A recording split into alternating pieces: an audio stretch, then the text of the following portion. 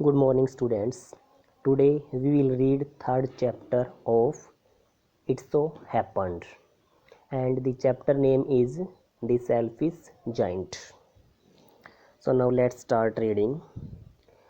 Every afternoon, as they were coming from school, the children used to go and play in the giant's garden. हर दोपहर को जब वे बच्चे school से लौटते थे तो दानव के बगीचे में खेला करते थे। It was a large lovely garden with soft green grass, और यह एक बहुत ही बड़ा सुंदर बगीचा था और उसमें मुलायम हरी घास बिछी हुई थी। Here and there over the grass stood beautiful flowers like stars, and there were 12 peach trees that in the springtime broke out into delicate blooms of pink and pearl, and in the autumn bore rich fruit. यहाँ वहाँ घास के ऊपर तारों की तरह मोहक फूल उगे हुए थे और वहाँ 12 पीच के वृक्ष थे। पिच मीन्स आड़ू। बसंत ऋतु में उन वृक्षों पर गुलाबी और मोती के रंग वाले कोमल फूल लग जाते थे और पतझड़ में वे फलों से लद जाते थे। The birds sat on the trees and sang so sweetly that the children used to stop their games in order to listen to them. वृक्षों पर पक्षी बैठकर इतना मधुर गीत गाते थे कि बच्चे उसे सुनने के लिए अपना खेल भी रोक देते थे। How happy we are here, they cried to each other. हमें यहाँ आने पर कितनी खुशी होती है, वे एक दूसरे से कहते थे। One day the giant came back, एक दिन वह दानव राक्षस वापस आ गया। He had been to visit his friend, the Cronis ogre, and had stayed with him for 7 years. वह अपने दोस्त कार्निस के दानव से मिलने गया था और वहाँ 7 सालों तक रहा था।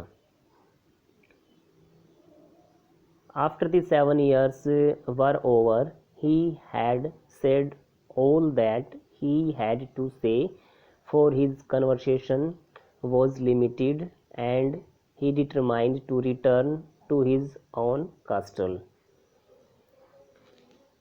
7 साल बीत जाने पर वह जितनी बातें कहनी थी कह चुका था, क्योंकि उसके पास कहने को सीमित बातें थी, और फिर वह अपने कास्टल अपने साम्राज्य में लौटने का निश्चय कर लेता है। When he arrived, he saw the children playing in the garden. जब वह आया तो उसने देखा कि बगीचे में बच्चे खेल रहे थे। What are you doing here? He cried in a very gruff voice, and the children ran away. तुम यहाँ क्या कर रहे हो? वह भारी और रूखे स्वर में चिल्लाया और बच्चे वहाँ से डर के मारे भाग गए।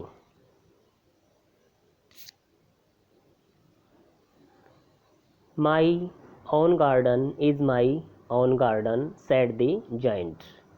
Anyone can understand that, and I will allow nobody to play in it but myself.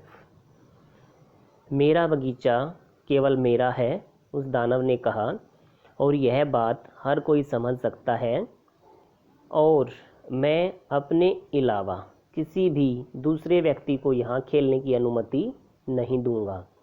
So he built a high wall all around it and put up a notice board. इसी वजह से उसने उसके चारों तरफ ऊंची दीवार करवा दी और उस पर एक सूचना बोर्ड भी लटका दिया। ट्रेसपासर्स विल बी प्रोसिक्यूटेड, अनाधिकार प्रवेश करने वालों को दंडित किया जाएगा। He was very selfish giant, वह बहुत ही स्वार्थी दानव था। The poor children had now nowhere to play, अब बेचारे बच्चों के पास खेलने के लिए कोई भी दूसरा स्थान नहीं था। They tried to play on the road, उन्होंने सड़क पर खेलने का प्रयास किया। But the road was very dusty and full of hard stones and they did not like it, लेकिन सड़क पर बहुत धूल और कठोर पत्थर थे और उन्हें ये पसंद नहीं था। They use to wander round the high walls when their lessons were over and talk about the beautiful garden inside, वे ऊंची चारदीवारी के चारों ओर घूमते रहते थे जब उनकी पढ़ाई समाप्त हो जाती थी और अंदर के सुंदर बगीचे की चर्चा करते थे। How happy we were there, they said to each other, वे परस्पर एक दूसरे से कहते कि हम यहाँ कितने खुश थे। Then the spring came and all over the country there were little blooms and little birds, फिर बसंत ऋतु आ गई और संपूर्ण प्रदेश में छोटे छोटे फूल और पक्षी आ गए। Only in the garden of the selfish giant it was still winter, केवल उस स्वार्थी दानव के बगीचे में शीत ऋतु बनी रही। The birds did not care to sing in it as there were no children and the trees forgot to bloom, उसके अंदर पक्षियों ने गाना बंद कर दिया क्योंकि वहाँ बच्चे जो नहीं थे और वृक्ष फूल खिलाना भूल गए। And the trees forgot to bloom, once a beautiful flower put its head out from the grass, but when it saw the notice board it was so sorry for the children that it slipped back into the ground again and went off to sleep.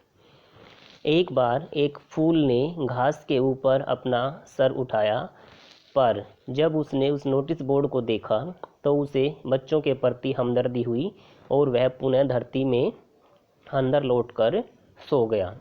The only people who were pleased were the snow and the frost, जो प्राणी इस व्यवस्था से खुश थे वे थे बर्फ और तुषार।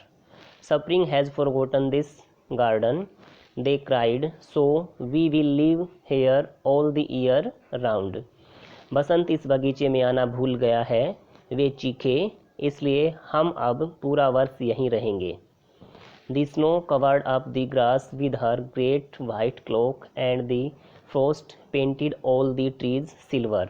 बर्फ़ ने अपनी सफ़ेद चादर घास पर बिछा दी और तुषार ने सभी वृक्षों को रूप हला कर दिया, पेंट कर दिया अपने उस कलर का।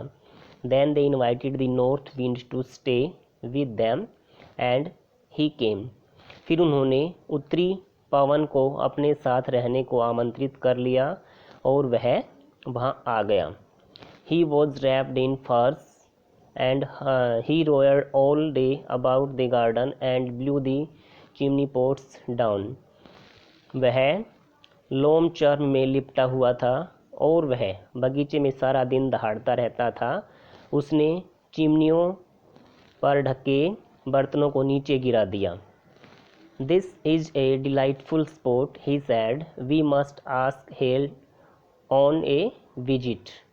यह तो बहुत रोचक स्थान है, वह बोला, हम हिमगुलिका या फिर ओला को भी यहाँ पर बुला लेते हैं। So the hail came, इसलिए ओला भी वहाँ आ पहुँचा। Every day for 3 hours he rattled on the roof of the castle till he broke most of the slates, and then he ran round and round the garden as fast as he could go. हर दिन 3 घंटों तक गढ़ की means उस कास्टल की छत पर शिला वृष्टि से शोर होता रहता था जब तक कि अधिकांश स्लेट पट्टियाँ टूट नहीं गई और फिर वह बगीचे में तीव्र गति से चक्कर काटने लगा। He was dressed in grey and his breath was like ice. वह सलेटी रंग के वस्त्र पहने था और उसकी सांस हिम जैसी ठंडी थी। आई can't understand why the suffering is so late in coming, said the selfish giant as he sat at the window and looked out at his cold white garden. I hope there will be a change in the weather. मेरी समझ में नहीं आता कि बसंत आने में इतना विलंब क्यों हो रहा है, स्वार्थी दानव बोला जब वह खिड़की पर बैठा बाहर का ठंडा सफ़ेद बगीचा देख रहा था। मैं आशा करता हूँ कि मौसम में बदलाव आ जाएगा। But the spring never came nor the summer. पर बसंत नहीं आया और न ही ग्रीष्म। The autumn gave golden fruit to every garden but to the giant's garden he gave none. शिशिर ने हर बगीचे में फल लगा दिए पर दानव के बाग में कोई भी फल नहीं लगा। He is too selfish, see said. उसने कहा कि वह तो बहुत ही स्वार्थी दानव है। So it was always winter there and the north wind and the hail and the frost and the snow danced about through the trees. इस कारण वहाँ हमेशा सर्दी बनी रहती थी और उत्तरी पवन और ओला, तुषार और बर्फ वृक्षों के नीचे डांस करते रहते थे। One morning, the giant was lying awake in bed when he heard some lovely music. एक दिन सुबह वह दानव अपने पलंग पर लेटा हुआ था जब उसे कुछ मधुर संगीत सुनाई दिया। It sounded so sweet to his ears that he thought it must be the king's musicians passing by. उसके कानों को वह इतना सुंदर मधुर लगा कि उसने सोचा शाही संगीतकार वहाँ से गुजर रहे हैं। It was really only a little linnet singing outside his window, but it was so long since he had heard a bird singing in the garden that it seemed to him to be the most beautiful music in the north wind ceased roaring, and a delicious perfume came to him through the open casement. वास्तव में एक छोटा सा Lynette पक्षी उसकी खिड़की के बाहर गा रहा था, पर उसने अपने बाग में किसी पक्षी का गायन इतने अंतराल के बाद सुना था कि उसे यह विश्व का सर्वाधिक मधुर संगीत लगा।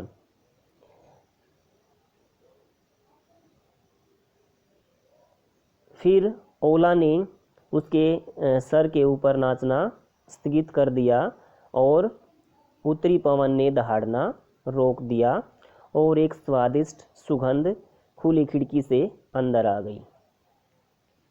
I believe the spring has come at last, said the giant, and he jumped out of bed and looked out. शायद बसंत आखिरकार आ गया है, दानव ने कहा और बिस्तर से उछलकर नीचे उतरा एवं बाहर झांक कर देखा। So today we have completed first part of this chapter.